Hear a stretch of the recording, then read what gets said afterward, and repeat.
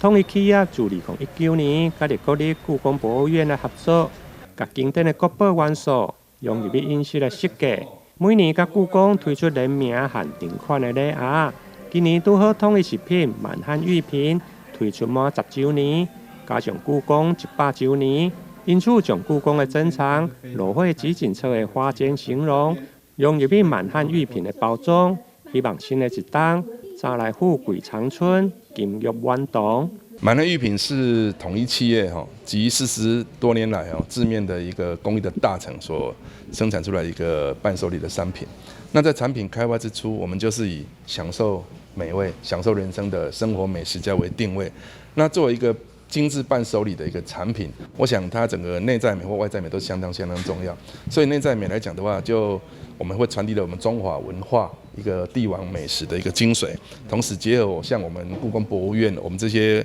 文物瑰宝的意象，然后透过我们整个一个创意，将这样创意融入我们整个外包装的设计里面，所以让我们的消费者在使用这产品的时候，能够感受到一个味觉跟视觉的一个双重的享受。是这些的国宝文物。我们更进一步的，除了是它的一个周年或是100年院庆以外，我们更希望它能够得到更广泛的一个利用。那这一次跟统一企业的一个合作，让我们历来跟他们合作的这些的一个产品的文物内容，能够透过这个展览精彩的一个呈现，这是非常难得的。就我们的合作经验里面，其实我们的厂商也愿意这样的一个投资，把文物跟它这些产品的一个精华做一次的呈现，这是非常难能可贵的。那各位贵宾在各位展厅里面，其实可以细细欣赏到，不只是产品美丽的一个包装，更可以欣赏到我们文物的一些内涵。我想这是对这个展览跟统一企业的一个肯定。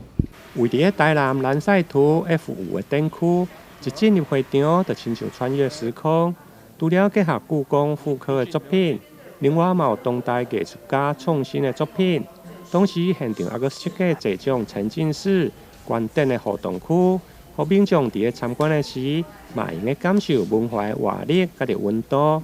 伫开幕式当天，还阁有皇帝来品尝满汉御品，类似宫廷剧同款。这场的展览对今日起一直到2月16日，欢迎有兴趣的民众会用利用春节的假期前往参观。台南新闻引根采访报道。